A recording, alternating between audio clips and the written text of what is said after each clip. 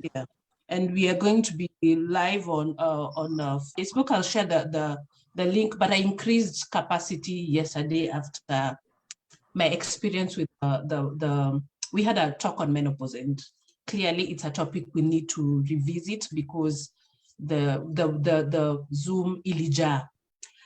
Okay, so today we are going to, it's a conversation we are continuing. We had a previous conversation with, who was on the panel? Saya and Carol were on that previous panel, and people demanded for part 2. So I'm gonna post that link so that people can follow it. And then so today we're just continuing the parenting discussion. And because I'm anti-protocol, we are gonna just start, okay? Saya will start us off with to just lay the foundation, and because he did a brilliant job of helping us locate the place where the rain started beating us as Kenyans in terms of parenting, he will recap that in a non-Baptist preacher summary, and then lay the foundation of the 3 R's, and then we will go on. Karibuni sana. Saya, anza. Okay, thanks. I'll write that on my CV. My sister said I did a brilliant job. I'll add that to my CV. What people don't seem to remember about Africa is we are not countries. We are not Kenya, Ethiopia, Sudan. What we were is nations. So these things we call tribes in our countries are actually nations. So the Luo nation, for instance, straddles a very big part of Africa, Kenya, Uganda, the Sudan. So it was a nation. The Kikuyu was a nation. The Luhya was a group of nations put together. And how that came about is through that boring topic in geography or history, depending on where you did it. It was called migration. So we didn't always belong to Kenya as an entity. We came from wherever. The Nilotes came from Egypt, largely following the Nile. The Bantus, we probably came from somewhere in Cameroon and then appeared in the Congo, and from there distributed ourselves. Just stay with me for this piece of history. The various push and pull factors that did this. There was war, there was scarcity of land, there was probably disease, there was population pressure in those particular areas, so people had to move. What's significant for this discussion from that is, regardless of the direction we came from, whether it's the Nilotes coming down, following largely the path of the Nile, or the Bantus moving from the west of Africa towards the east and central and the south, is we were organized units. So people moved as a nation, and for you to master that, it's only recently I began thinking like that was quite masterful. They needed military systems, they needed medical systems, they needed administrative systems that not only allowed them to move and navigate through, but also to remain as a nation. That the Luo came down from Egypt and still remained as a nation is formidable. That the Luhya, we came from the Congo and we still remained as a nation. That was formidable. There were systems to be able to do that, to maintain internal coherence and ensure that we were able to navigate external threats, because as you're moving into other people's territory. Now, what I'm about to say is going to be a bit controversial. We did an excellent job at maintaining our coherence as nations, and we did a good job at understanding our immediate threats. So if you're Kisii, you understood how to deal with the Kalenjin and the Maasai and the Luo, because also your immediate neighbors. What we, however, did not evolve or adapt well or quick enough was for super external threats. And in this case, what came to us in the form of colonialism. We somehow knew how to deal with our fellow Black neighbors. We either traded with them, or in the case of like the Kisii and the Kalenjin, they exchanged children. So Kalenjin children were given to the Kisii as peace children to maintain peace. We understood how to do that as a system. But colonialism seems to have caught us entirely by surprise, because we didn't have one of the things the colonialists came with that we did not have was they had a monopoly of violence. And like it was then, as it is now, the person who has monopoly of violence rules. So while we had spears and shields and bows and arrows, they had gunpowder and bullets and they had superior tools of violence. And so they were able to subjugate us. So at a military level, we had not evolved fast enough for that super external threat. But then the second thing that did is when the colonialists came, the change that happened was not gradual. Please remember, as we move from the Congo or from Egypt coming down, it took years. It took quite a number of years for us to move, settle, resettle, keep moving. And so our systems adjusted at pace. But colonialism, for most parts, it covered like 50 or so years, was A, very fast in how it came in, B, extremely fast in how it changed everything. This is something that changed our faith, our food, our dress in less than a century. That was extremely fast-paced rate of change. And one of the biggest casualties for this was family. Now, in the previous systems, family stood at the core of everything. Africa is an oral literature culture. So how we trained and raised family was very oral. The uncles, like in my culture, the uncles were the disciplinarians. The grandparents were the spoilers, the ones who take you out and spoilt you. But whichever way, there was absolutely no way in that traditional Africa that a lady or a boy would move from childhood to adulthood and not know responsibilities or have a trade. Heck, we had no joblessness in Africa. Like you're born into a trade. If you're from the blacksmith family, that's going to be a trade. If you're a medicine man, that was going to be a trade. And it was passed through an apprenticeship system, and our stories and values were passed through an oral literature system.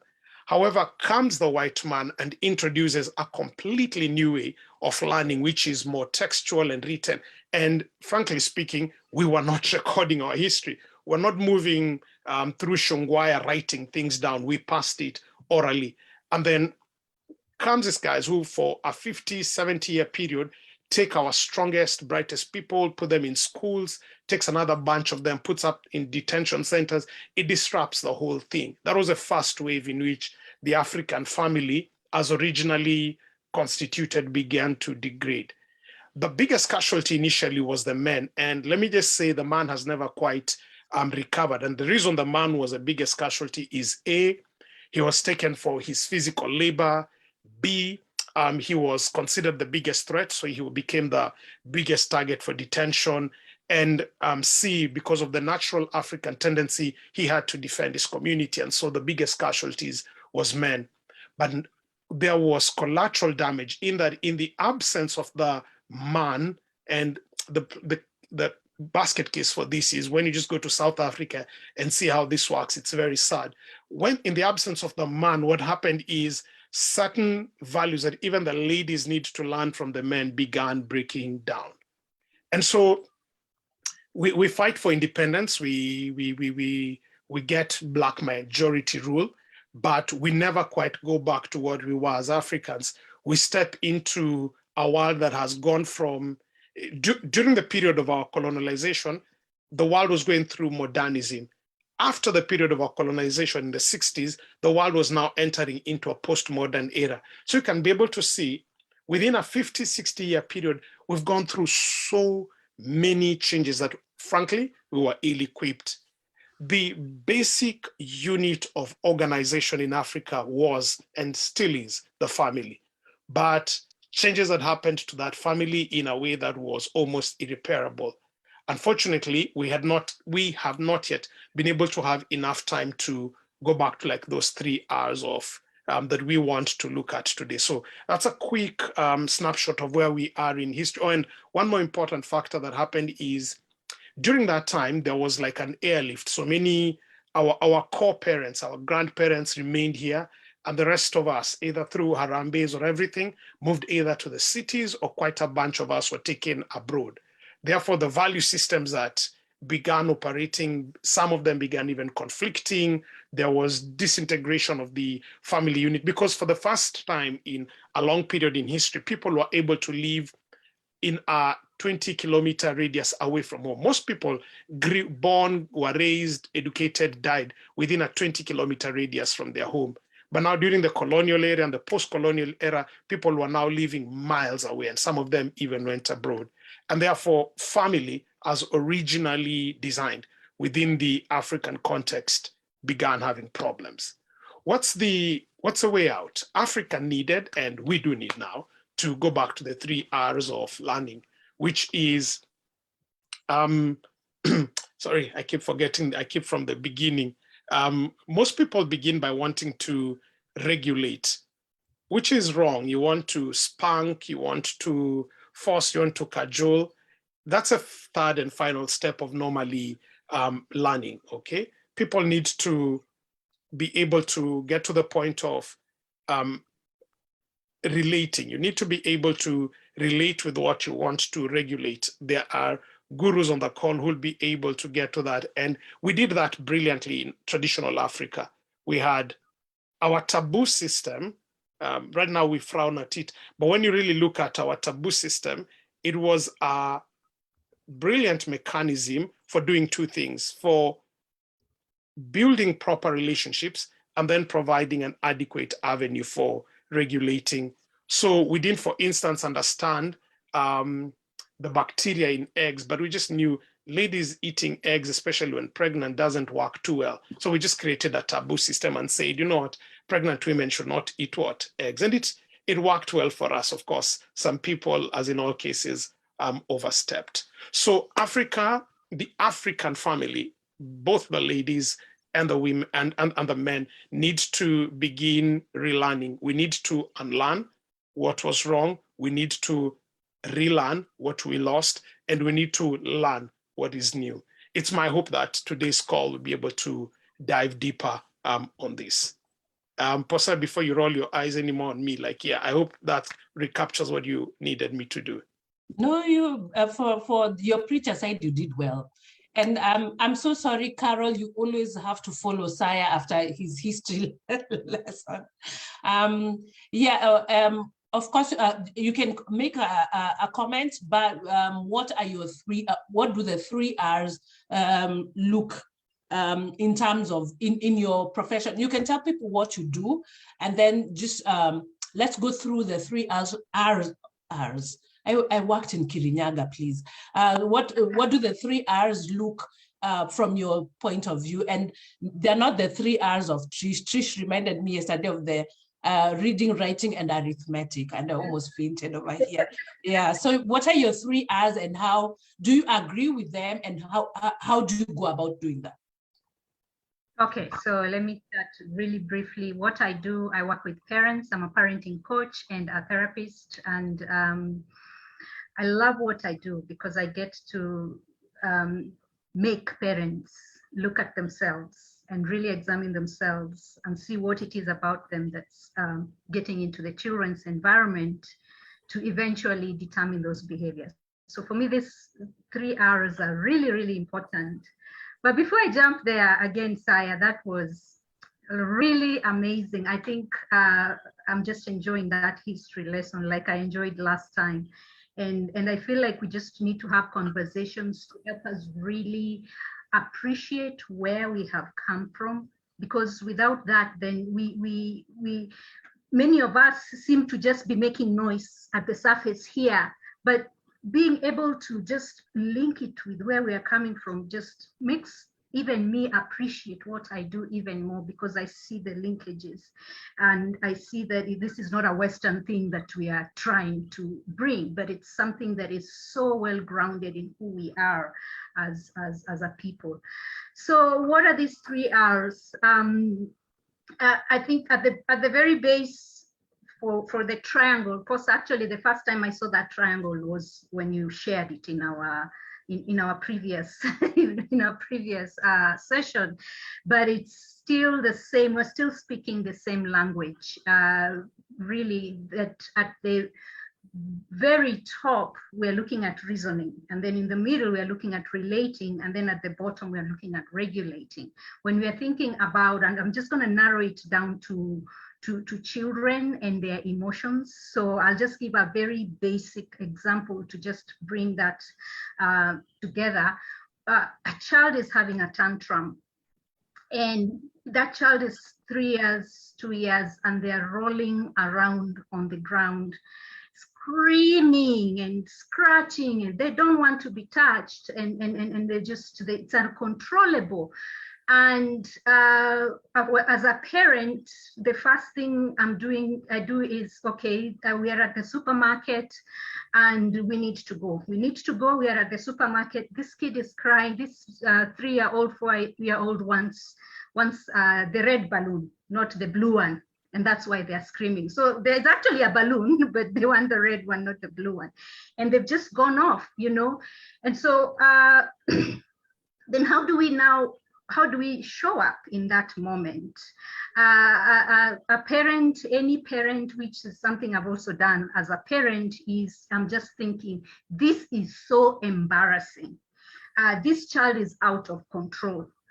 This child is being disrespectful, mannerless, and just out of control. And so this behavior has to be stopped, and has to be stopped now. So I come in at the point of reasoning with them. Okay, so that's what we do. We reason. We don't have time to go through the steps. We're just like, but you agreed it was going to be the red balloon and not the blue balloon. You know, if you continue doing this, I will not even buy you this blue balloon. I will, whatever balloon that you want or whatever it is that you're crying for, I will not even buy. In fact, let me take it away. Or, you know, we've had in some circles, we are told, make sure you carry your mwiko, so that when they start misbehaving, just go to a corner and chapa them, okay? So that now you shut them down, and so we move on. And that's what has been drummed into us. You know, if they're being unreasonable at 4, if they're rolling themselves around on the floor at 4 years, you guys, what will they do at 25? So that is the message we have. That's the voice in our heads as we are watching this unfold. And therefore, at that point, all you want to do is to stop this behavior, okay? But then what we are learning then is that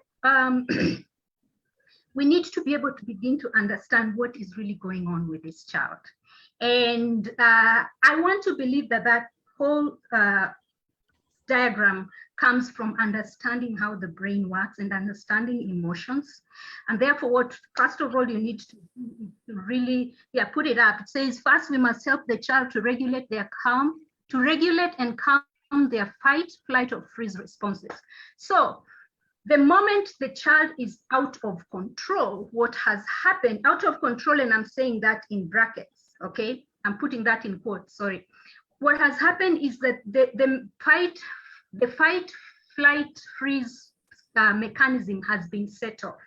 And all that the message that is getting into the child's brain is that there is danger, okay? It's the very, very basic mechanism that's been set off. So, okay, I like to use a model that I have learned from someone else. His name is Daniel Siegel. And he says that we can look at the model of the brain as a feast like this.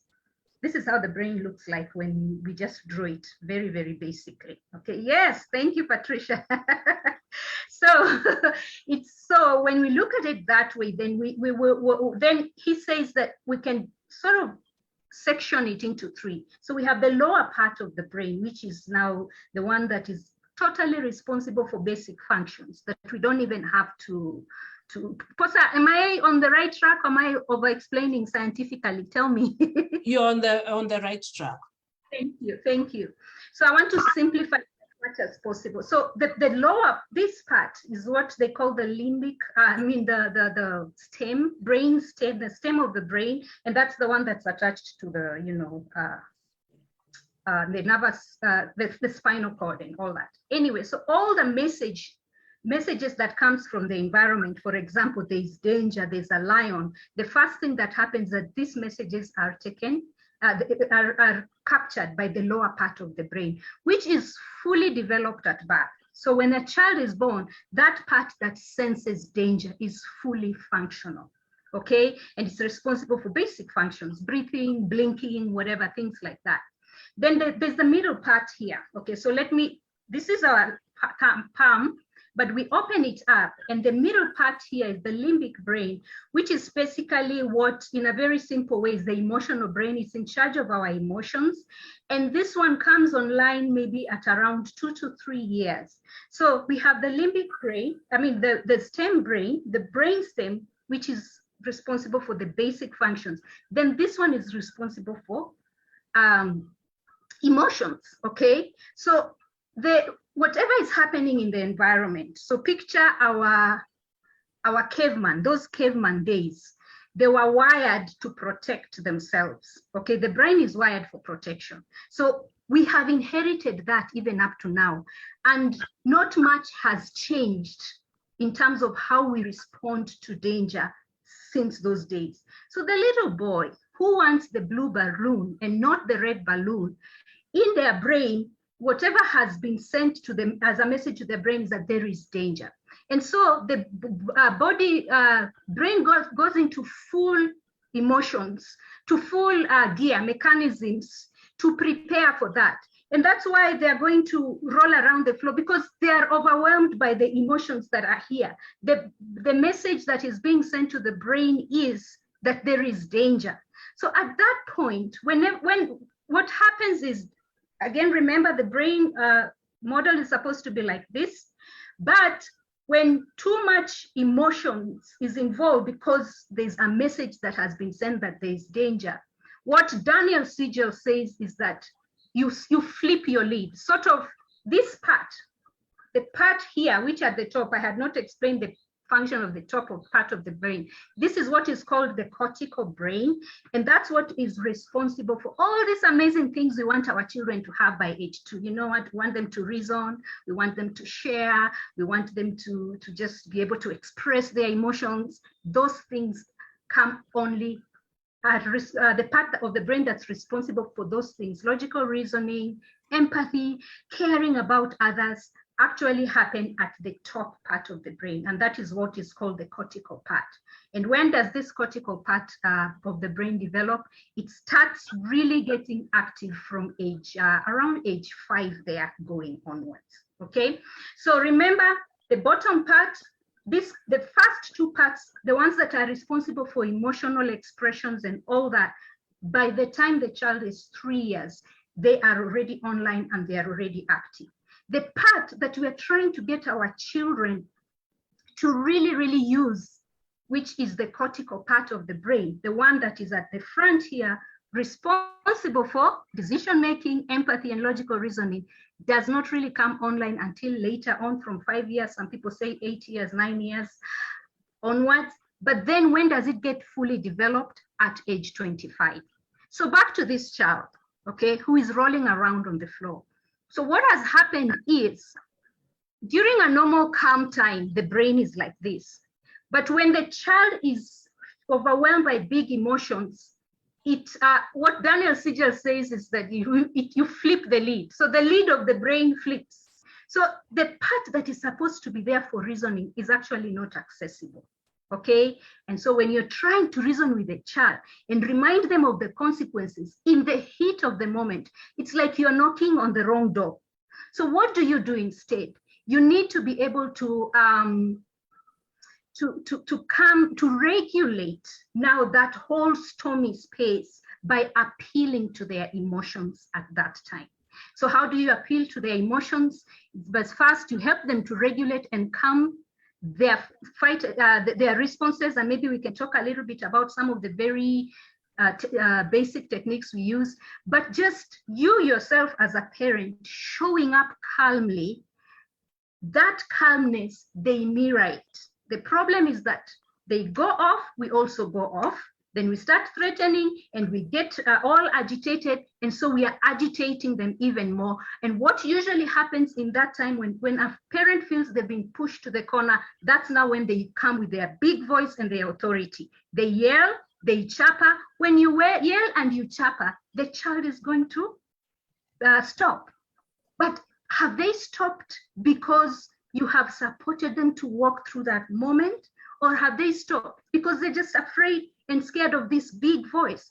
It is because you have used your phone. So the 3 R's are inviting us to, first of all, help regulate and help calm the brain. Because when you calm the brain, then the brain comes back. The top part, the reasoning part comes back and still connects. And the brain, the whole person becomes regulated enough where you can actually have a conversation with the child. So second, we relate and connect with the child by probably naming the emotion, by probably just telling them telling them to breathe, or you just saying you sound very frustrated, and then finally, then third, then we can support the child through reasoning. I will stop there and hand it back to you, and just take it away, Posa. Okay, thank you so much for that. And so, Joanne, you're the one who receives the unregulated, unreasoned, unrelated people when they are much older. Are you still following the 3 R's, and how? And you can tell us how it manifests, the lack of the 3 R's in your world, and just explain what you do, and then take it. Just follow the lead from Saya and Carol. Awesome. Can you hear me okay? I have Yes. a little issue with my voice today, but thank you for having me. My name is Joanne Mwangi. I am a life coach, and I concentrate on healing the inner child, which is basically what Posa said, is these adults, us, all of us, when we are unregulated, are operating in the world from the worst version of ourselves most of the time, and inflicting pain and trauma on the children. So the 3 R's in my field are literally what Dr. Carol explained. However, I use a different approach. It kind of correlates with what Dr. Carol said, but I look at it from the perspective of our child self, our adolescent self, and our adult self, right? Our child self is age 0 to 7. And that age is usually the container of all our emotions, those big emotions. That's where, like Dr. Carol said, they start showing up in a child. But it's also where adults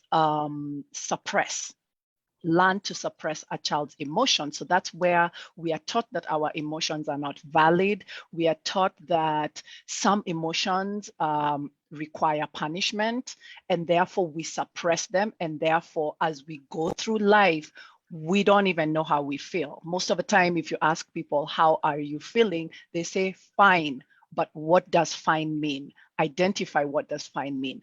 Or when somebody says sad, can they explain to you why they're feeling sad, where they feel the sadness? Because all emotions actually have a bodily response. Like when you're feeling angry, your body from neck down will tell you something is wrong and something is happening.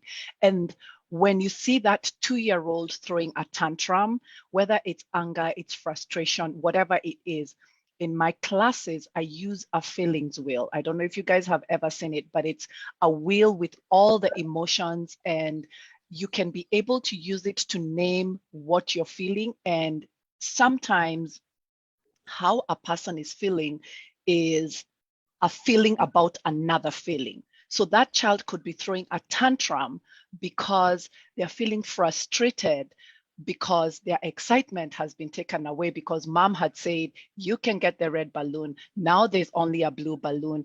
I don't want the blue balloon, but now nobody wants to even hear me out because I'm frustrated. So learning to regulate those emotions for a child starts with the adult being regulated. If you are an adult and you do not know how to regulate your own emotions, because first of all, when you get to that point where the child is throwing a tantrum in the middle of a supermarket or a store or outside somewhere or in a church, the first instinct is, this is embarrassing. What will everybody say? And then your body reacts to how you're feeling and the stories that you're telling yourself. And then you translate that into what the child is feeling, how they are behaving, and you take it personal and you start behaving in a way that is unconstitutional for that very moment, for that child. So you being able to regulate your emotions at that moment, like having a 2-second conversation with yourself, it really doesn't take long. How am I feeling? Why am I feeling this way? Will help you identify how you're feeling, and then it will help you respond to what is going on versus react. Because when we chapa a child, we are literally reacting. We are not responding. You're not thinking about the consequences of your behavior on the child. You're not thinking about the long-term effects.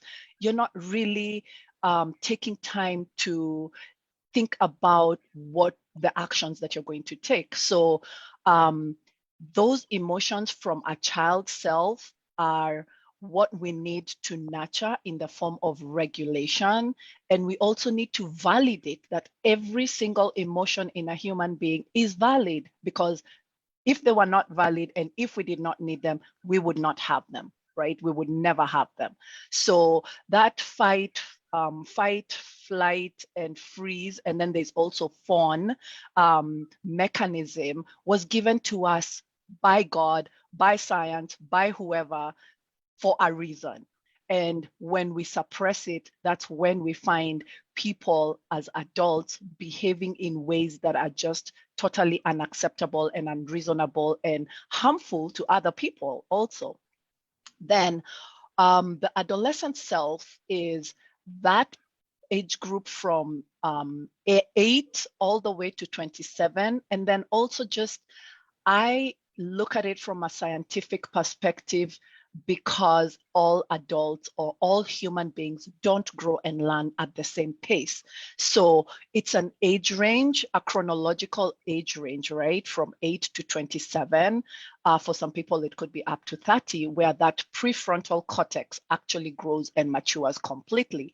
So many of us in these adolescents, when you're in that chronological adolescent age group, you live from a place of assumptions, because that's where your ego comes out, and your ego is there to protect you. It's the one that tells you, oh, take a look at this, maybe this will happen. Look at this, maybe this will happen. And therefore you're operating from a place of what could happen in the future to protect yourself, based on what happened in the past, right? So you're taking what happened in the past.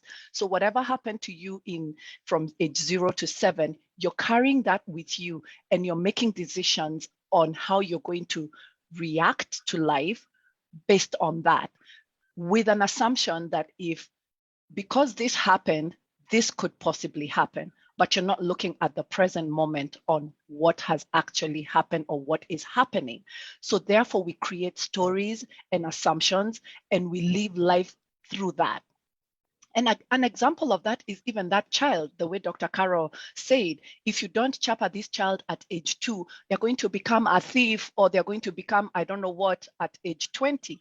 Is that truth or fact? No, it's an assumption. It's a story you've told yourself based on what you may have seen in other children, what you hear somewhere else, but it's not the truth about this particular child of yours. Now, is there a possibility they could become a thief? Yes. But a child doesn't become a thief because they are not feeling their emotions, right? So then we move to our adult self. Our adult self is the person who operates from presence, fully present in that moment, person who is able to self-regulate and therefore does not react. They have that conversation with themselves. They are compassionate first with themselves and then with others. Because even to be able to regulate that 2-year-old who's throwing a tantrum, you have to bring yourself down to that child's level. You have to hear them out. You have to be compassionate enough to let them feel their feelings without minimizing them or invalidating them.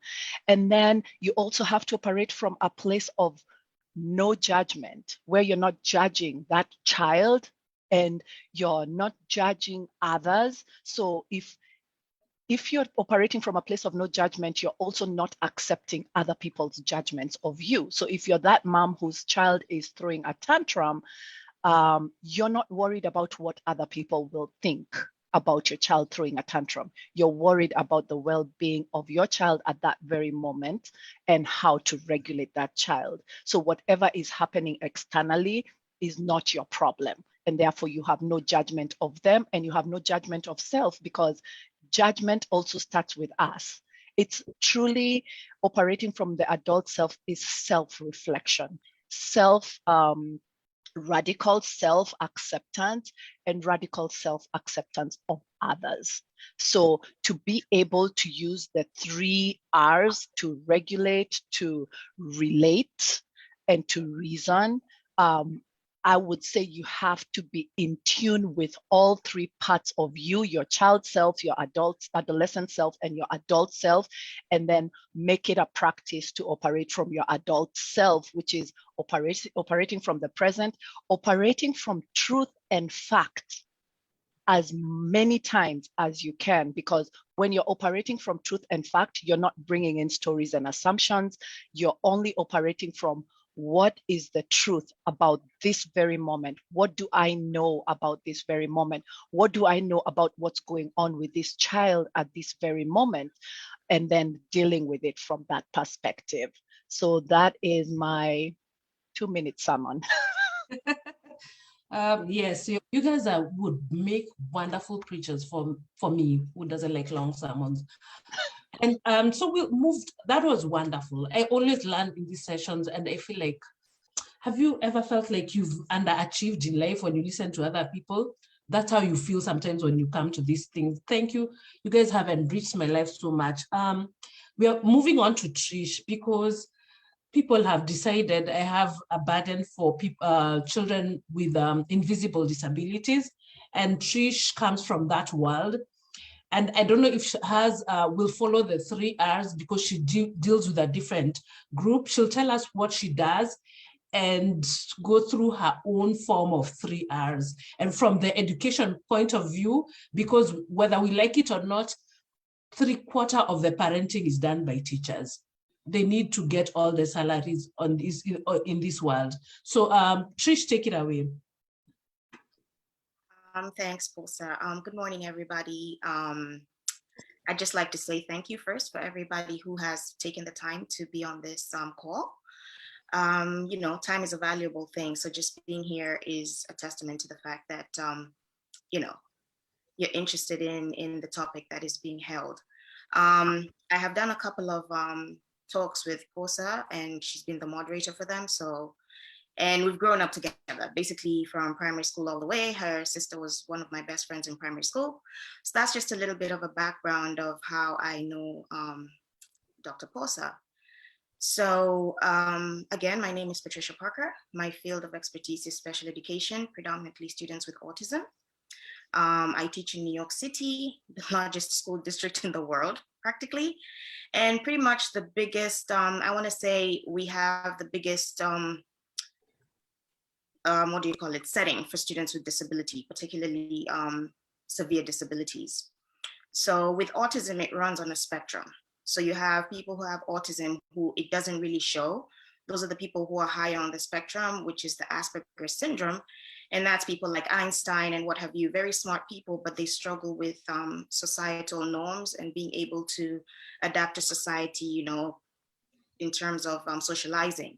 Then you have those on the other end of the spectrum who are severely disabled and are not at par with their age. So their chronological age does not match the behaviors that they present. So as a teacher of students with autism, we tend to have to manage a lot of behavior. And when I was going over the 3 R's, as Posa had mentioned, for us, the 3 R's are arithmetic, reading, and writing. So I had to kind of like scale back, go and do some research based on the 3 R's in terms of parenting, just to get how the connections are made. And come to find out it's what we do every day as special educators. So one of the things that come along with autism is the behavioral aspect of it. The individual may have tantrums, and literally just have a meltdown. But we are always taught to know that do not look at the person as their behavior. Their behavior is not them. So you have to learn to separate the person from their behavior before you're able to actively and comprehensively support that person or the student.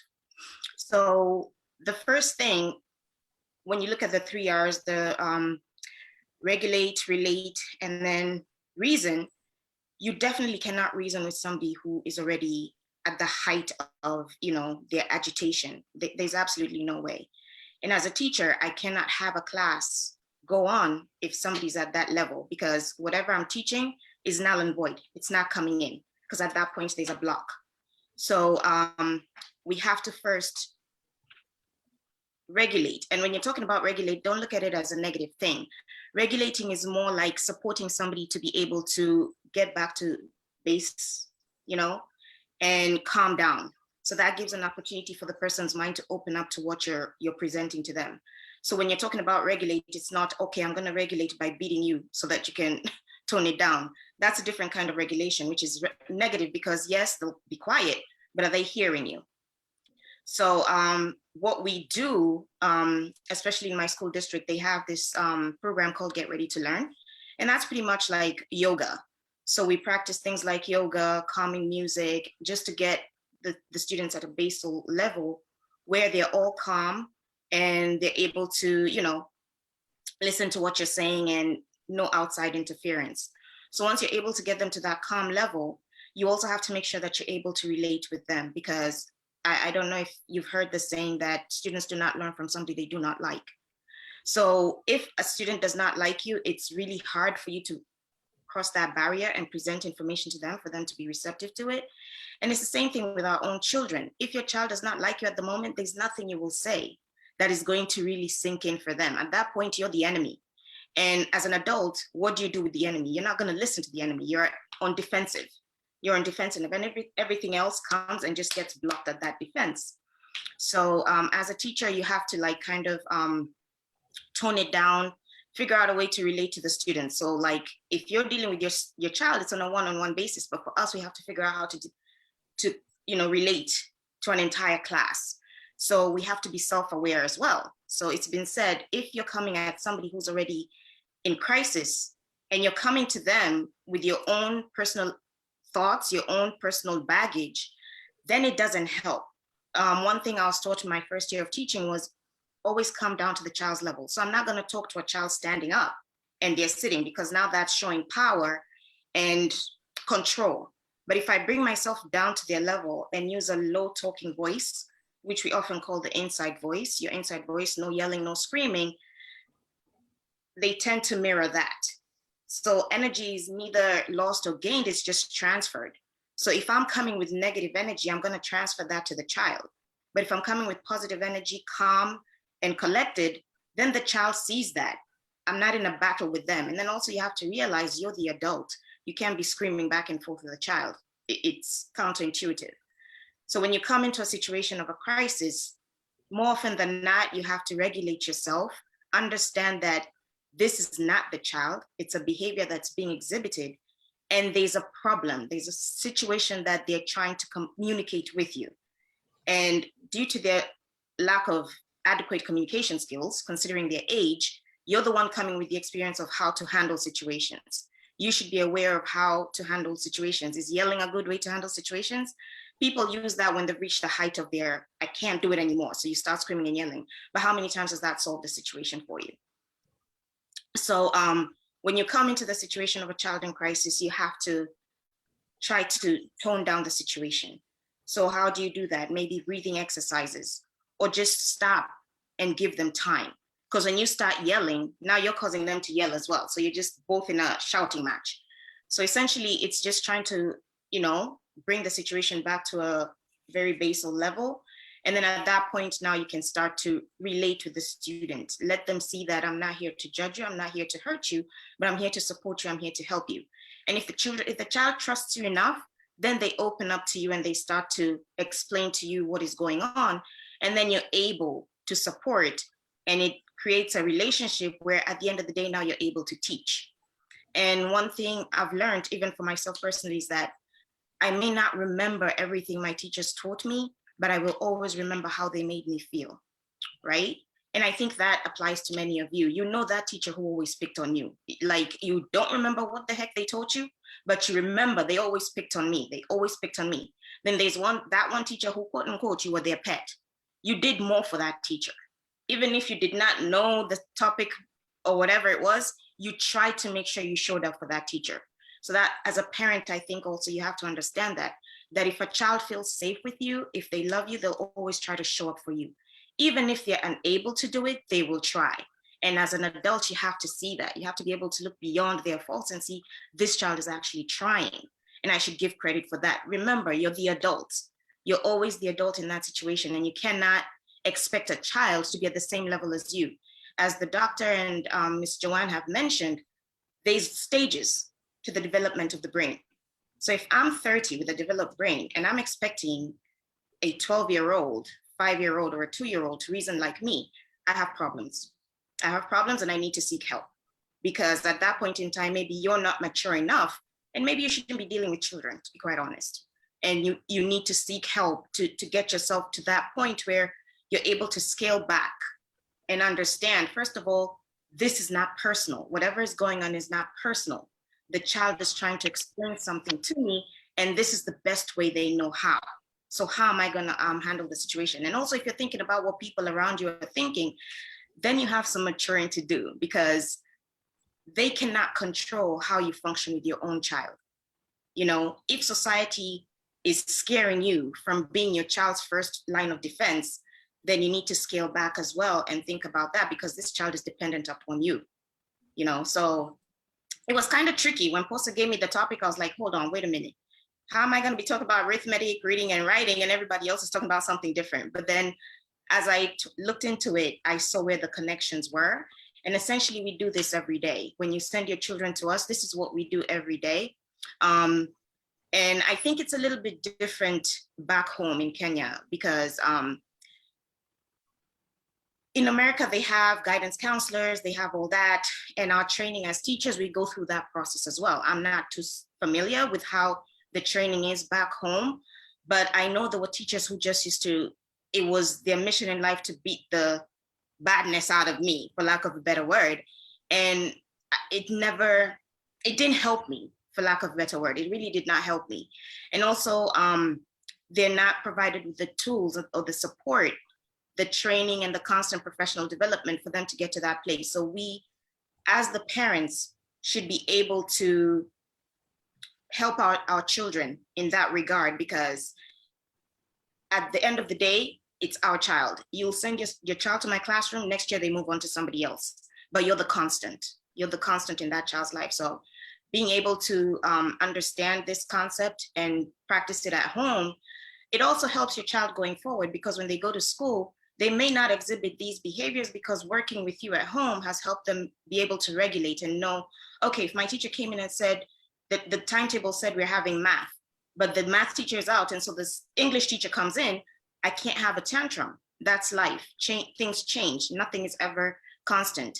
The scenario with the balloon, we went to the store, it was a red balloon that I told you you'd get, but there was only blue.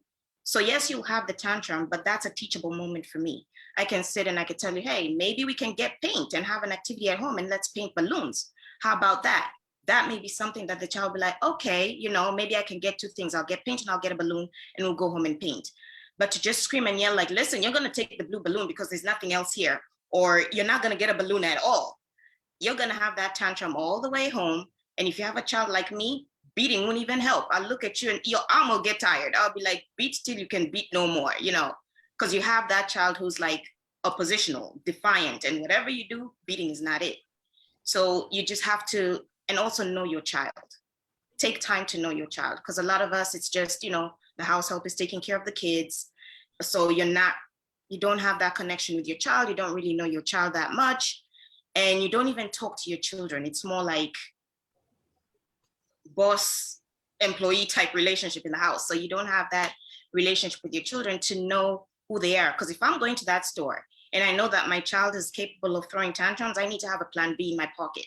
In case I go in there and we don't see what my child needs, and I know that that's the kind of thing that may ensue, and particularly with students with disabilities, because they struggle with their emotions, they struggle with stuff like that. So I'm always going in, like when I do trips with my students, I know that child who may have an issue if we don't get what they're looking for in the store. So I have to have a plan B.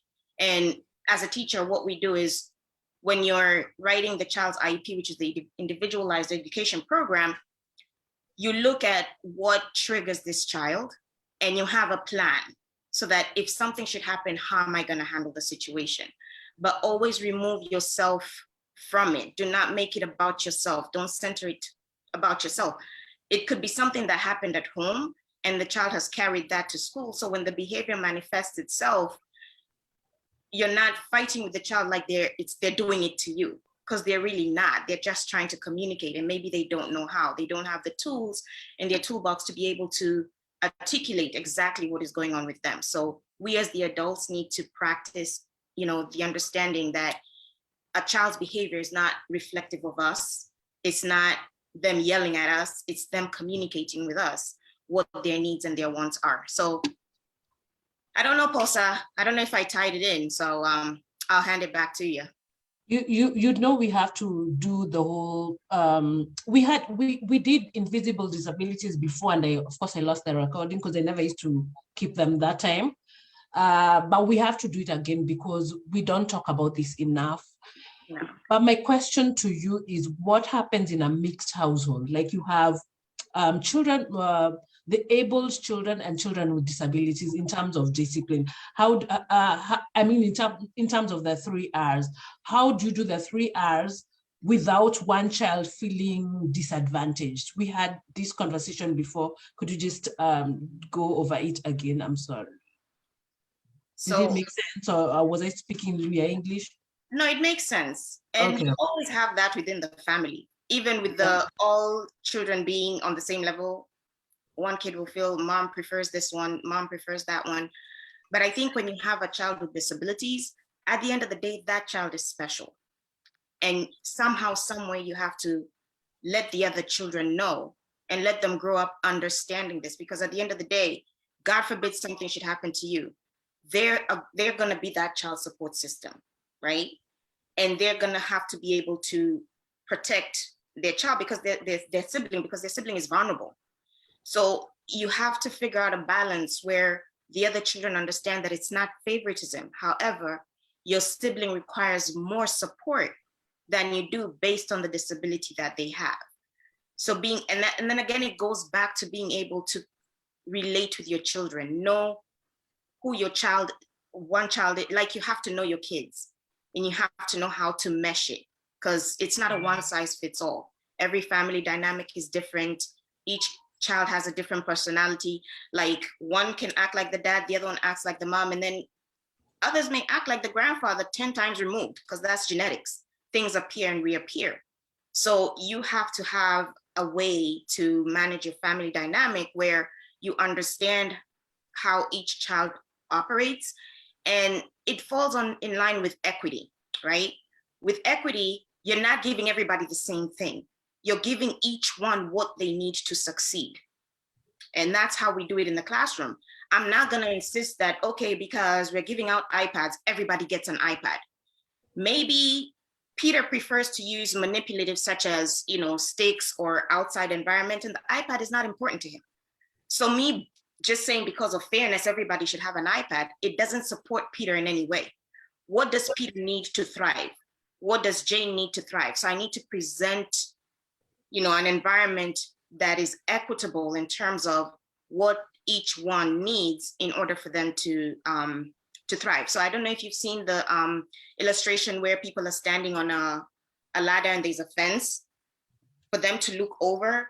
So each one has the ladder or the whatever it is, bench for them to be able to see over based on their need. So that's what I'm trying to explain, is like you have to figure out what each one needs to succeed and then use that, because what your special needs child needs may not be what the other children need. So why give them that when it's not what they need? Figure out what the other child needs and present them with that. But at the end of the day, I think that in your family, the children have to understand that exactly the illustration that you've put up is clearly explaining what I'm trying to say. So you see, with equality, I'll give everybody the same thing, but the person to the right, can they really see what's going on? No. So how does that help the person? Whereas with equity, everybody gets what they need to succeed. And when it's justice, you remove the barrier completely, but the barriers may be different. So that's why when it comes to students with disabilities, it's more equity thing than it is justice, because with justice, you're removing the barriers completely, but they have different barriers. So equity is what would be more applicable for them. So in terms of your household, I think it would be the same thing. Figure out what each one needs and support them with what they need, but particularly make sure that your abled children understand their siblings' disability and understand the support they should give. And I think every parent in general should know this and teach their child, their typical child, how to interact with atypical children, because it's kindness. It boils down to kindness. And everybody generally who has children needs to teach their child, it's not good to make fun of a disabled person. It's not good to run away from a disabled person. If there's anything you're gonna teach your child, it's the humanity side of it. They could be an A student and all that, but then they don't treat people right. So I think at the end of the day, everybody who has a child has the obligation to teach them how to be compassionate with other members of society. So I don't know if I answered your question. You over answered it. You get an A+, A squared. Go. Okay. Yeah, so I'm going to go through the panelists' reactions to each other. Joanne, you start because you have a hard stop, right? Yeah, Joanne, go ahead. Yeah, you have a hard stop. So you can, I know because Trish has just flooded us with, my God, everything. But just go ahead. You can react to any of the panelists, and if you have like your, like a 3-bullet point of do this, do this, do this, that, not thou shalt not, but nuggets to help us with the 3 R's, go ahead. I would like to actually piggyback on what Trish said, because, and that last point about teaching children not to make fun of children with disabilities or people with disabilities. The bottom line of all that is that children learn from adults. So be a person who does not make fun of people with disabilities. Be the person who does not make fun of other people's children with disabilities. Be the person who does not discriminate against people with disabilities, because what we do as adults, the children around us are learning. That age 0 to 7 I was talking about is, for those of us who are old, I'm going to age myself, we used to call it an Akai dubbing machine. Basically, it was a tape recorder. You'd put a cassette tape and you would record music from the radio when it played. So children age 0 to 7, and Carol is laughing because she understands what I'm saying, are recording everything that you're doing. They record everything that you're saying, and then they go do that out there in the world. And then we wonder what is wrong with people, what is wrong with children. The children are a true reflection of the homes they come from and the environments they live in. So my 3 pointers, I think, would be number 1, ask yourself, what is truth and fact about this moment? What do I know that is truth and fact about this moment? That is number 1. Number 2, I would say, because yes, we want to learn about how to regulate children in parenting, we must learn how to self-regulate first, right? So that's you as a person are number 1. Like the way when you fly, they tell you, put your own, whatever it's called, the oxygen mask first before you put it on for anybody else. You need to take the same approach with these 3 R's. Learn how to self-regulate. Then you can be able to regulate with the child. You can be able to regulate the child. And to learn how to regulate yourself, you want to ask yourself frequently throughout the day, how am I feeling? How am I feeling? Check on yourself. before you go to the next meeting, before you go to the next class, before you get home, before you open your door and enter the house and there's people in the house who've been doing whatever people do all day, ask yourself, how am I feeling? And then also ask yourself, why am I feeling the way I'm feeling? Because if your boss was horrible to you during the day and you have a bad mood, if you don't self-regulate, that's going to show up in your home. When you get home, you're going to be yelling at the kids, and you're yelling, you're bleeding. We say you will be bleeding on people who did not cut you. So learn how to self-regulate. That is the most important thing. And then number 3, have compassion. Have compassion and kindness. The level of kindness and compassion you as a person demand when you do things that are wrong or when you're not showing up as your best self is the same level of compassion and kindness you ought to give those around you, including children. And the most important thing about parenting is for all of us to look at children as human beings first before anything else. We don't own them, number 1. So stop telling children you own them. Wewe ni wangu. Yes, yeye ni wako, lakini they came through you, but they don't belong to you. They belong to the world.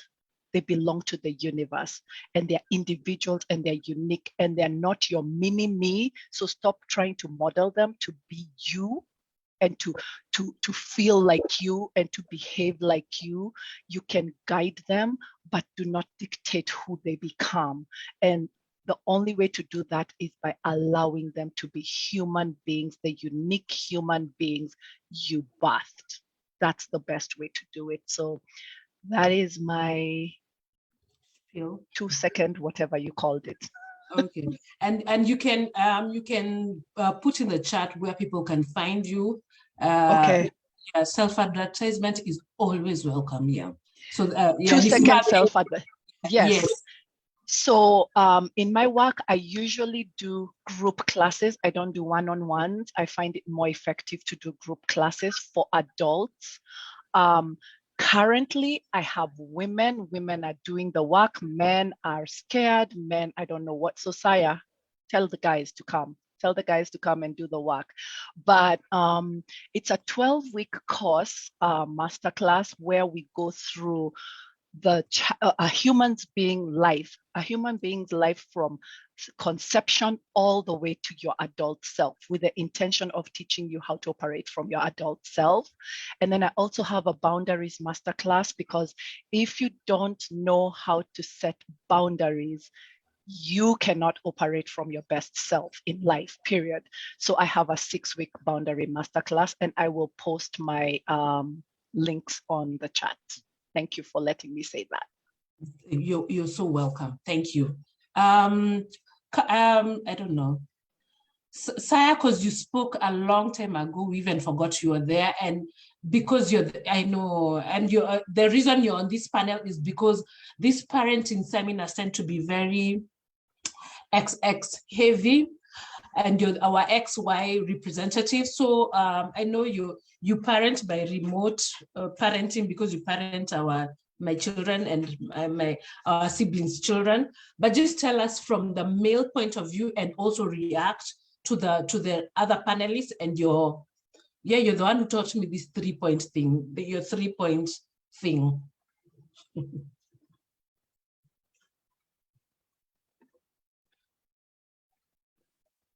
Sorry, I was even on mute. I was basically benefiting from the learning. I just think the statement that the boy child is under siege, or in Kenyan speak, under siege, is actually true. I do work as a coach. I specialize in helping people to go through transitions, and there's a challenge with the boy child at 2 levels. You actually hear the complaint from the girl child, and it's in many regards legitimate. And also the boy child who shows up to my place, who has a boldness to come through, you begin realizing there's a problem. So I think the challenge with the boy child is they are either underparented or misparented. I need to tiptoe carefully here because I'm the only male panelist here. The emphasis on empowering the girl child, which is ongoing, means that when there's a deficit somewhere, either in school or at home, there's a higher likelihood that the girl will get something complementary somewhere. It won't be accurate, it won't be complete, it won't be sufficient, but it'll be something. But that emphasis means if the boy child misses it somewhere, he's just got loose. He's really on his own. And then when you go back to all the long history bits that I shared, it helps you begin understanding. The African society is very funny right now. It has a traditional DNA, but it has a very postmodern, ultra-modern, meta-modern manifestation. So in the traditional DNA, it was expected the males would do certain things and the boys would be raised a certain way. That's the expectation. But the honest external manifestation is there are very many single mothers. So it means a boy child is not having enough male figures in their life. And then B, it means even when present, the male is extremely busy or he himself does not even know how to parent. And the end result is a lot of boy child are having either inadequate maps or wrong maps or no maps to navigate the world. Then biologically speaking, men will tend to mature later. The brain development takes a bit longer. I remember when I was listening to the teenage self, the adolescent self being 8 to 27. I do know for quite some number of men, it goes to 30, 31, and because of the inadequacies they've been having in the previous past, it becomes a challenge to them. The additional challenge the male has is that in the African and specifically in the Kenyan context is there's a whole half of emotions that we have labeled feminine and have deemed them either inappropriate or at best made them inaccessible to the man. So the more tender, more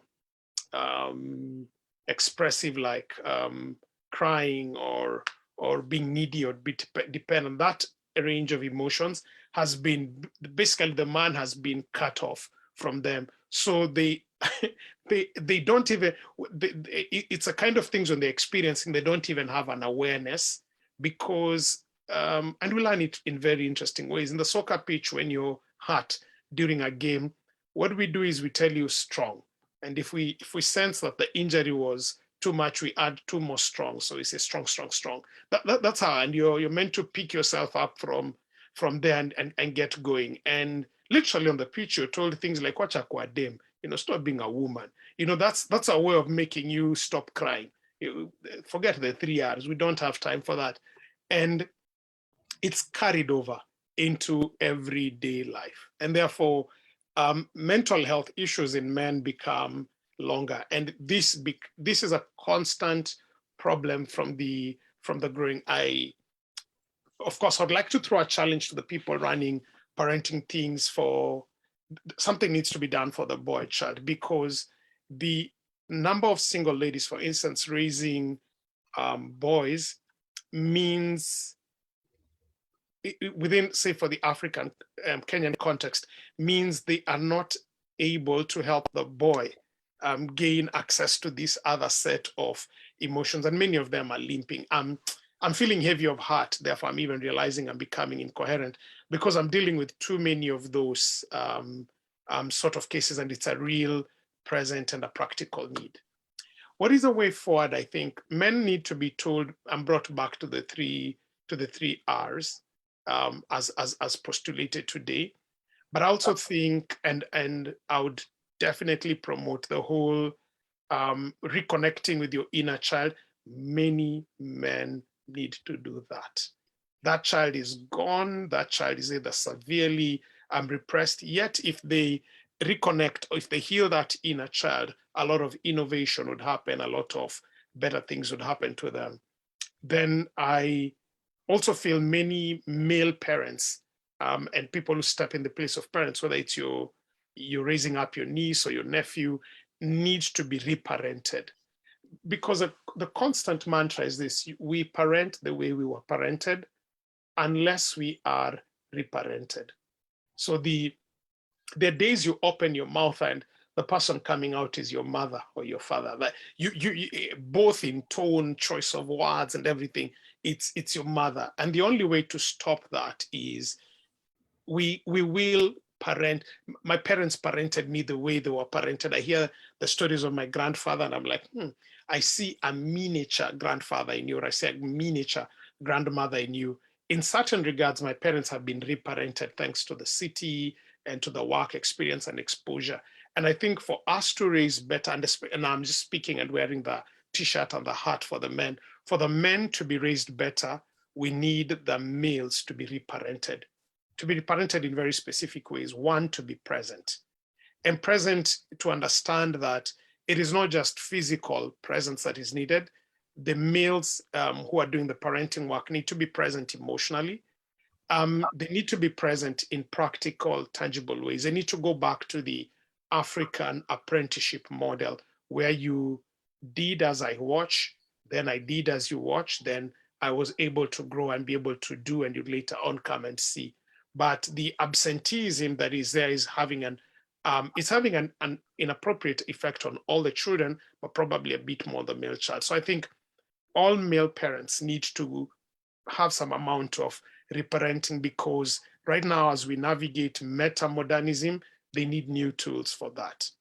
Then I think the male parents need to be reparented to specifically address their own emotions, their own wounds, their own emotions, and then that will create the basis upon which they can be able to help address the wounds and the emotions of specifically for the male child. Let me add this. This is not a talk about dating or marriage, and therefore, in cases where we have single parent situations, I think an additional effort needs to be done by the single parent, especially if it's a lady, to understand how to then be able to be reparented to help the boy child specifically navigate their world. But whichever way, whether single parent or both parent situations, the person parenting males needs to be reparented to help them navigate their emotional well-being, to be able to express it in healthy, cogent manners. And then the third thing is, I think the people reparenting specifically for the male need to be able to help them express masculinity in healthy ways in a world that has toxified masculinity. It's very confusing to be a man. It's extremely confusing to be a man. You're expected to hold a door, but when you hold the door, you're told you're being misogynistic. It's very confusing to be a man. You're expected to help lift, heavy things because biologically your frame is better suited for that. But the men are meeting people who, when you do for that, the lady's already asking, like, are you doing that because are you trying to say I'm weak or I'm incapable? And so the man does not know when is it being toxic, when is it not being toxic. And a lot of men are therefore lost. They're a bit confused because the very old models of being a man were extremely, extremely chauvinistic. But then they don't know then how is it, because they can't go ahead and being female. But how do they become male, well-regulated males in a ever-changing world, in a world where all person needs to do is make a claim and I will be put away. In the Me Too generation, men need new tools to be able to navigate and still be able to express healthy masculinity in those worlds. So I think those three dockets, those three specific toolkits or areas of need to be addressed to have healthy, proper males. But to bury our head in the sand and imagine that the male is doing well is to lie to ourselves. And we need to address it as a matter of urgency. Of course, I'm a man who preaches from time to time. And I think there's wisdom in the biblical idea that says, train up a child in the way they should go. There's absolute wisdom in that. And I think it's Trish who captured that they are not mini yous, they are them. The Bible was very clear. It underscores that there's a way a child should go. And that's our training should be able to focus to equip them for their journey. It should not be to equip them for your journey through them. And I think proper parenting is meant to do exactly that. I'm a learning scientist, and in learning, we at times have to unlearn. There's a lot of unlearning that needs to happen. There's a lot of unlearning that needs to happen in the area of discipline and regulation.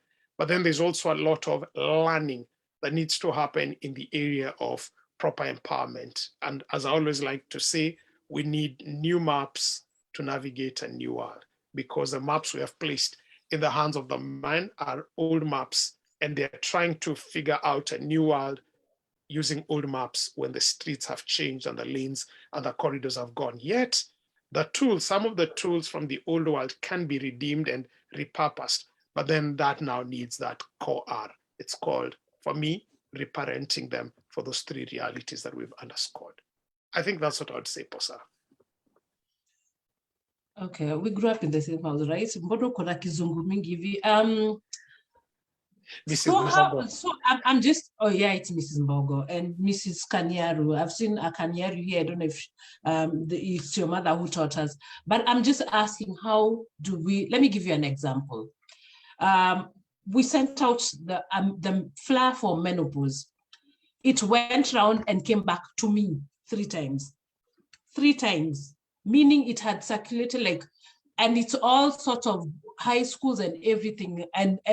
But what can we do to the men? As in, how do we reach them? Where are they? Like this talk has, I think, only 3 men and 1 has stepped out. How do we reach you? I know I've stepped into your Dagoretti High School group and chatted with them, because some people think I'm a man with boobs, but how do we reach the men and have this conversation? So, teacher, my hand is up. Again,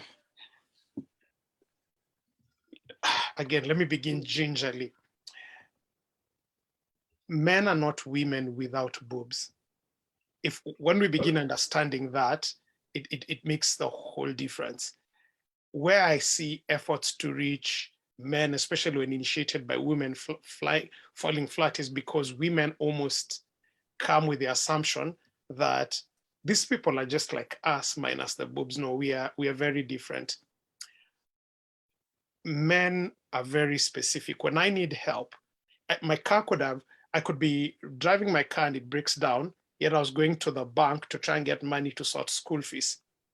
As a man, I will call 4 different people. There's my pal who I will call and say, hey, my car is behaving ABCD.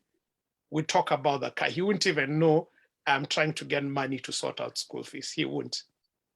When that pal has maybe sent me a flatbed or a breakdown or a mech to sort that out, I'll flip the phone and talk to my banker friend and tell them, hey, there's this thing about my banking that I need sorted. That will be done. Then I'll talk to my teacher friend and ask him, like, hey, there's this thing about my child and learning. That's how we work as men. We don't just open up everything. What we do is we go for value specific to the need. And when we understand, so if that is appreciated and we are not trying to be forced to talk more like women and everything, that would be step number 1. Step number 2 is this. There's a meme that captured it powerfully yesterday, very powerfully. And the meme was talking about how Will Smith sits and listens to his wife confessing about an affair. We laugh at him and we make it a meme.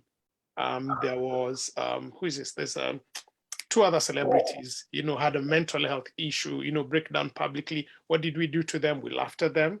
We made it a meme. Now, for the men, when we have done that consistently, the meme asked there powerfully, like, how then are we surprised that men are not able to open up? It's because that inner vulnerability, we were told and taught to project strength, and the environments we are in now do not seem to project that.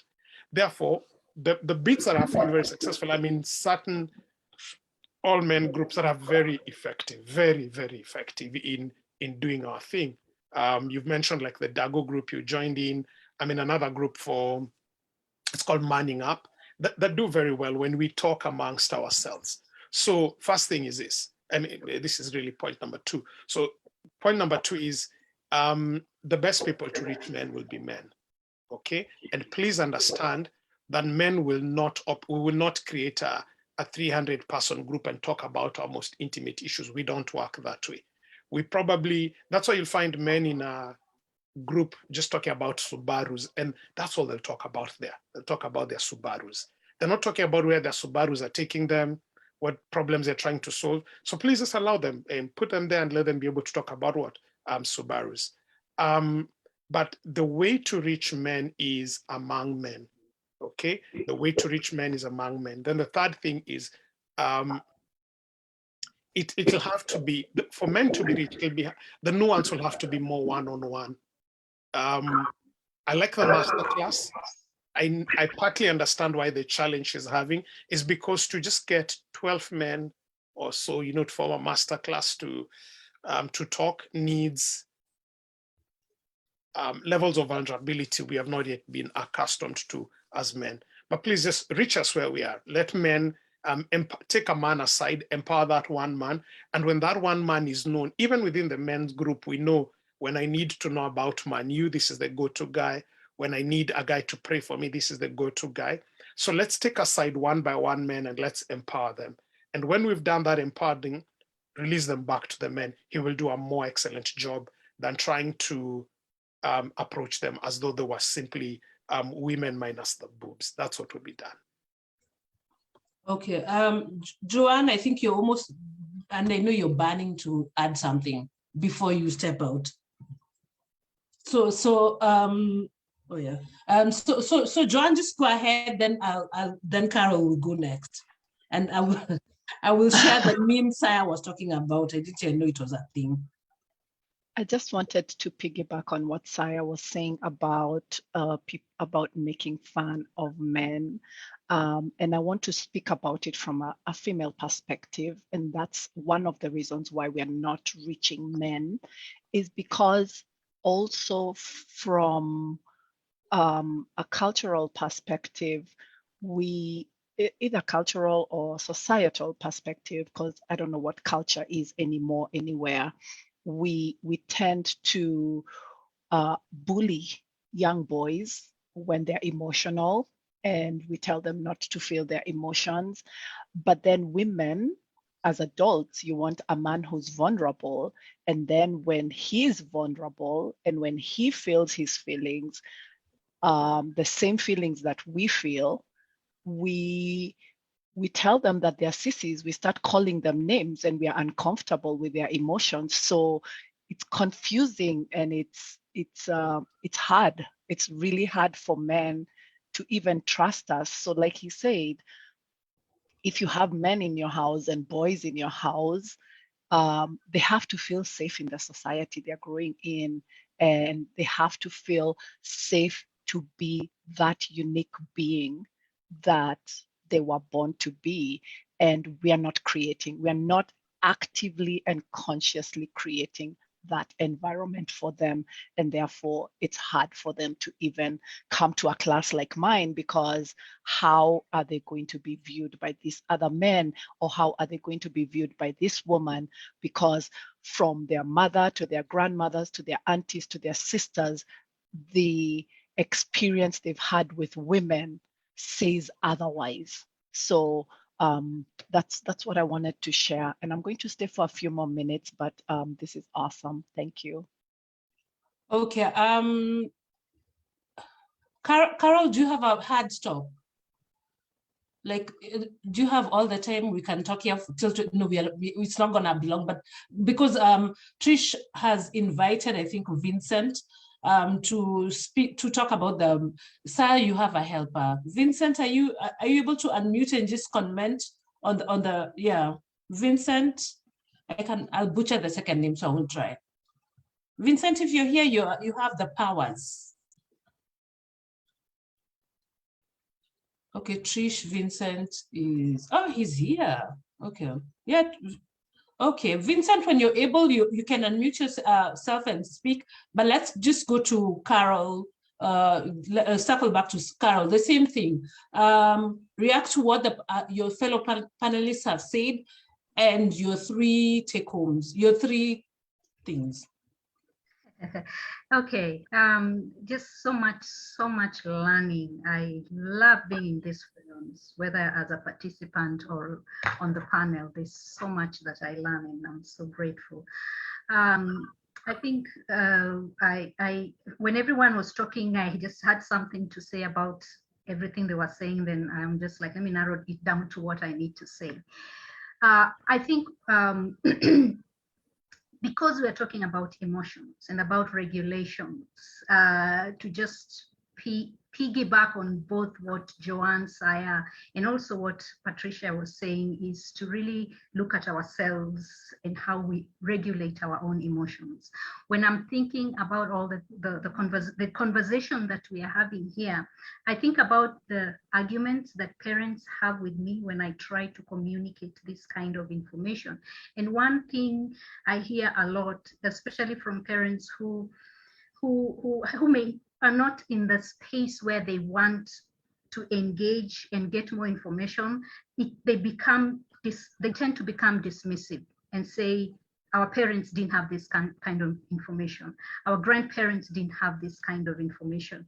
And today I have found such a perfect answer from what Saya said, is that, you know, we need new maps to help us navigate a new world.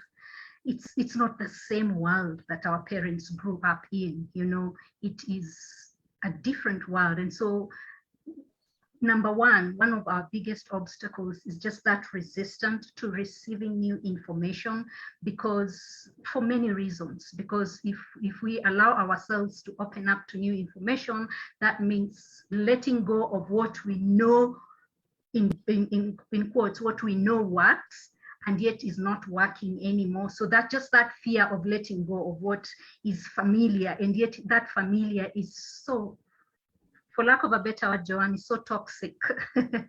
and you know, and I was having another conversation somewhere else where we were saying that sometimes we'd like to say, I am an African parent and I'm an African mother, just when we are about to become toxic. Just when we are about to shout, to yell, to bring our way, to have our way, we need to go back and reevaluate. What do we mean when you say I'm an African mother? Okay, when I'm saying I'm an African mother, it's more when I want to shout over my child or give them the look or get them to do something, you know, instantly. So let's go back. Let's ask ourselves, what new things do we need to learn? What beliefs are we carrying in our present relationships with our children and even with others?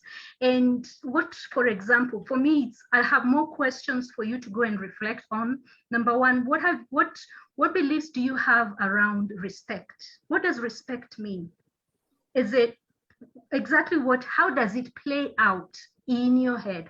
How did it play out when you were growing up? What was respect? Because for me, respect is when an adult is talking to you, you look down. Okay, you don't even look at them in the face. So is that what we are trying to get our children to do without even knowing? We need to be open to be more conscious. What beliefs do we have about obedience? You know, is it obedience? Is it instant? Is it saying yes? Is it standing at attention? You know, what does that mean? What are these things that we need to unlearn? When we're talking about here about learning and relearning and unlearning, what are some of the things we need to unlearn? What does obedience mean? Okay, how does it play out in your space? What are your beliefs, for example, about discipline? Okay, I mean, many of us have grown up believing that because of how we were discipline has a lot to do with shaming, embarrassing, getting this child to stand in front of the parade, and then you get a dressing down by all the adults in your space. Is that what discipline is? A lot of embarrassment and shaming that comes with discipline, that again, we pass it unconsciously to our children. So we don't really feel like we have done something until they show a face of embarrassment or pain, or they cry long enough. And that's when we as parents feel like we have done something. Okay, so for me, I'm asking all these questions. What are your beliefs? Because those beliefs you have are the ones that are obstacles in you being able to create the environment, an environment that we want. We want our children to thrive. We don't want our children to just be little puppets whom we have carpentered and shaped and fixed because we have this mindset that we think should be there. And our mindsets come from our upbringing, they come from our experiences. So what do you need to unlearn? That's another question. What do you need to unlearn then?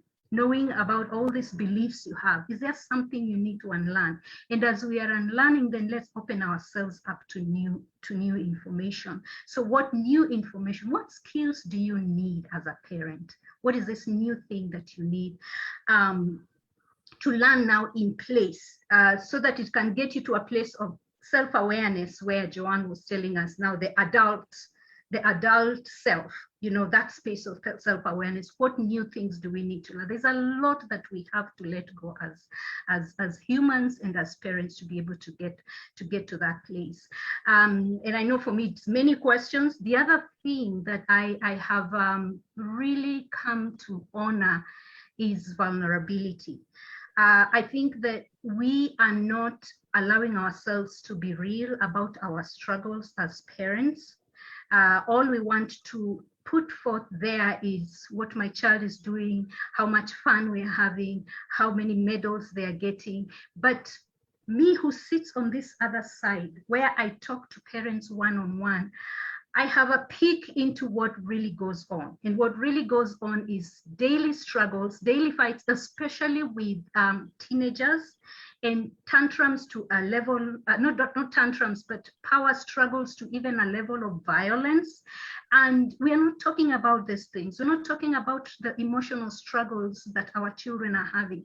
We're not talking about the fact that our teenagers are questioning their faith, the faith that you have struggled to raise them in. And they have so much information out there, and they're coming and they're hitting us with questions that we never dared ask. They never even came to our minds. But because they have access to all this information, they are coming and they're asking these questions. What do we need to do in that space? What do we need to unlearn and let go? How much space do we need to give our children so that we can hear, we can give them space to really talk about what their struggles are? So I like to tell parents that whatever struggle that you are experiencing, you are not alone. And if I could just create a space where more of us can be vulnerable, more of us can share, then we'll be more compassionate with one another. We would stop pointing fingers and judging, and we will be like, hey, we need help. And that's, I think, going back to the days of pre-colonial days. That's how it was. It was your child's problem is it's my problem, it's everybody's problem. Let's come together, let's be able to see how to sort it out. And there were systems that were put in place that many of them even helped in preventing those issues happening in the first place. So let's allow ourselves to be real with the struggles, that struggle you're having in your house with your child that you don't think you can talk about. Create a space, look for help, reach out, because you're not the only one going through that. There are so many, and I'm not saying that to minimize your issue. I'm saying that to help us know that as a community, we need to open up ourselves and be real about the things that are going on. And then finally, to really just agree with what Saya said about men looking and seeking for help. I have seen it in my practice as well. When I'm having groups of women, when I have groups of parents, of course, 9 out of 10, 8 out of 10 will be women and 2 will be men. And most likely the 2 men will come because their wives are there, not necessarily for them just looking for help. But when I have come to engage with men one-on-one, even the speed with which we work is faster than when I'm working one-on-one with a lady or a mom as a parent. And so I really think that we need to create those one-on-one spaces more and more. And one of the things I've seen, even with the men, the dads I've worked with, is once they get that information, they actually are able to gather groups of women so groups of men and pass that information on to them. So that one-on-one really is also powerful when it comes to reaching men. Okay, I'm just seeing we are throwing out look for help. You and Joanne do not come, and Saya do not come cheap. So where is this help, and where are they getting from without getting traumatized? Because there's a future topic we're going to talk about religious trauma, and some people have avoided religious institutions because of that. And before, they were our places to get the equivalent of this Zoom conversation. So where should they seek help that's affordable?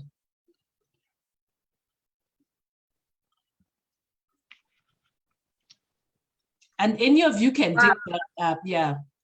I'm going to say that we collectively have to create environments where, even though we are getting paid, we also should consider giving back to the community by doing pro bono work. So like this one, this is a place, yes. For me, in my classes, I have people who get sponsored by people who are able to pay for others. So if you know that you have the money and you're blessed and you don't want to do the work, or you've done the work and it's valuable to you, pay for somebody else, you know? So I think just continuing to create spaces where people have access to the information, and those of us who are privy to such information, also sharing it on social media for free. You know, it doesn't have to be a class. You can share this information on social media for free, and men can access it, boys can access it. So that would be my suggestion.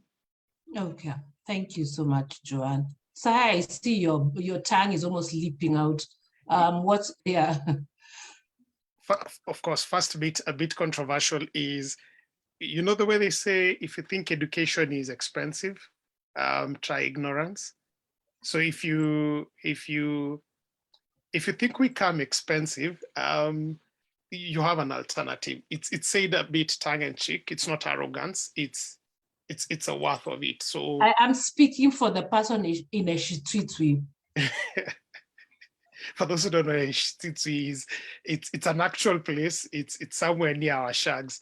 So okay, if you're speaking for the person in Eshitwitwi, that is understood. But I'm saying for the quite a number of people who are not in Eshitwitwi situation, but who will not seek help because of the belief it is expensive, yet the alternatives they go to that are actually expensive, drinking, partying, clubbing, the violence and everything, are actually more probably costly than getting proper help. So I'm also speaking to those people like, hey, your misinvestment in things that don't work is actually expensive. You can be able to call on any person in this call to be able to help you. But that aside, personally, I am Chief Church Mouse. I believe in communities of faith as a good organizing space through which such information can be able to be dispensed. And God knows, I'm sure you of course know how much of this kind of stuff we dispense through the churches. And I similarly want to throw out the challenge that I think churches or mosques need, and let me speak to churches because that's my faith inclination, need to go beyond becoming places where sermons are dispensed and tithe is collected. And they need to become spaces where individuals are equipped for real life. And when that's organized, because you see, it's easier for me as a man to trust my church male group, okay, than to walk out randomly there and try to collect information. it is easier for me to do it that way and to have it more targeted, and it's easier to organize people. So I think a second place this information can be given, and already somebody like myself gives a lot, is through talks in churches and of course on Zoom calls like this, but it's to encourage that people do that. A third place is I know this because I run a couple of WhatsApp learning groups. Yes, they do work. WhatsApp is not just a place for sharing memes.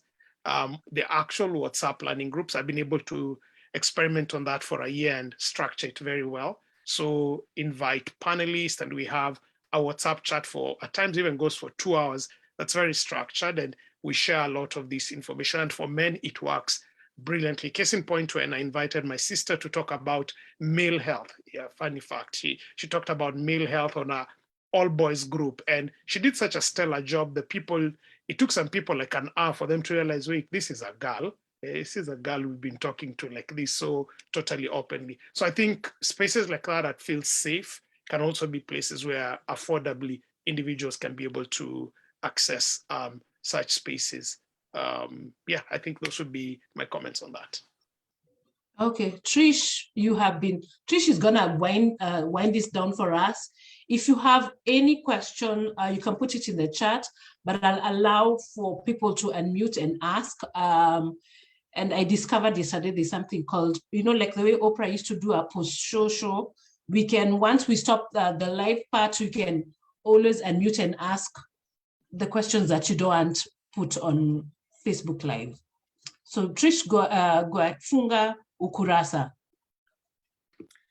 Asante. So essentially, the panelists pretty much laid it out there. And I think, in my opinion, we need to look at ourselves first.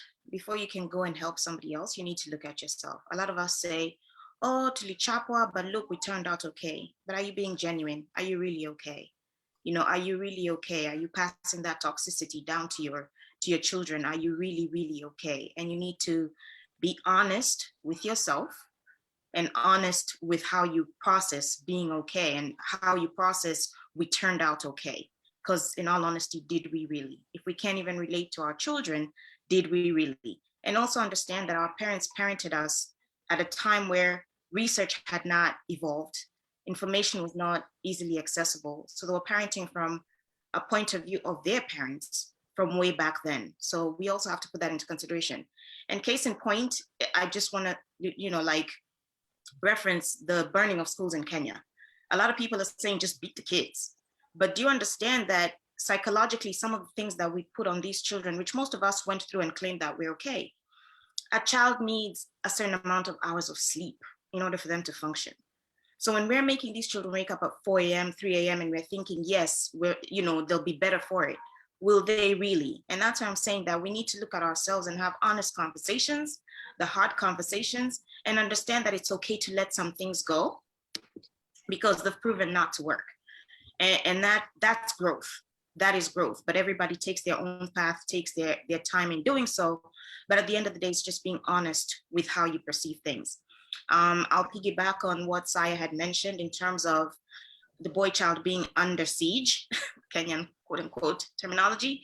And that's why I was mentioning that when you're raising your children or in the classroom per se, you have to look at a point of equity and not equality, because the two are not aligned. The two are not the same. Yes, it's great for everybody to have equal rights, equal everything, but with equity, you're giving everyone what they need. So in this case, we understand that the boy child is in need of nurturing, in need of more support. So if we're talking about equality, that everybody's being given the same, we're lacking. We're not assisting the boy child in what they need because we're lacking in the equity part of it.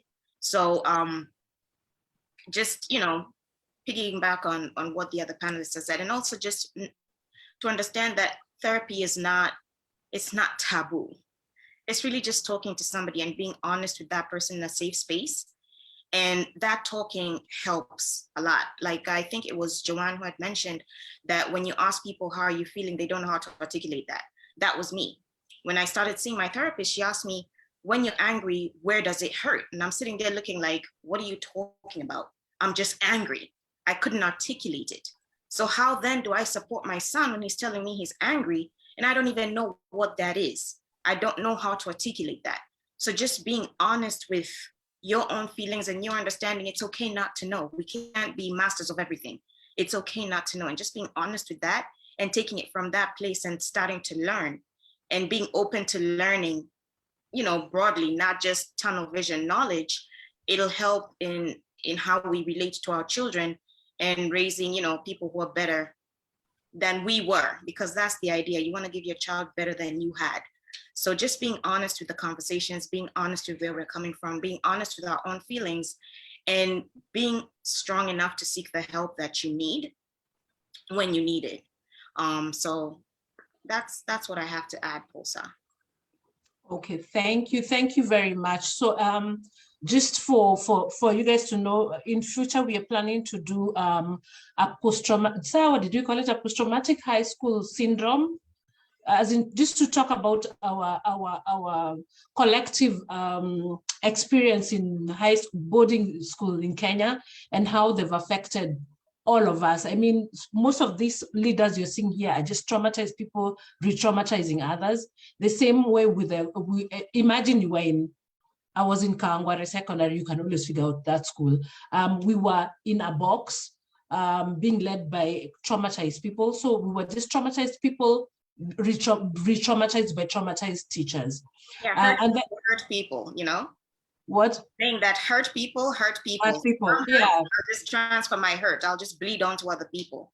So. Yes, and it's happening. It's been happening in Kenya for a long time, and it's a time for us to stop it. And the third one is going to be on religious trauma. I know someone has said they have religious programs at CITAM. Let me give you an example.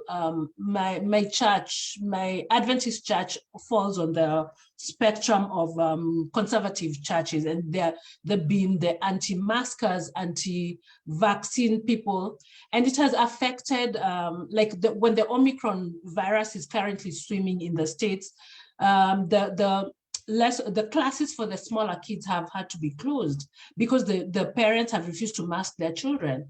And it has traumatized, their children who are not going to church, and their parents are also not going to church because other people have been selfish because they think the Lord will take care of them with Omicron. These are gonna be religiously traumatized people. And we've had all sorts of this for a long time. And for me, I rarely take my children to some religious program, not because I've been traumatized, because I've seen, it's not Sabbath, some shit that religious people pull out there. So we have to be cognizant of the fact that we may not reach everyone. And sometimes we also need to incorporate our Muslim brothers and our Hindu siblings who may not be able to go to these churches. I feel like we need to open up, the social halls which used to be there, so that we can have an open and free, non-religious setting for some of these free programs. Joanne, I think I'm gonna stop the live part, and this is the free session.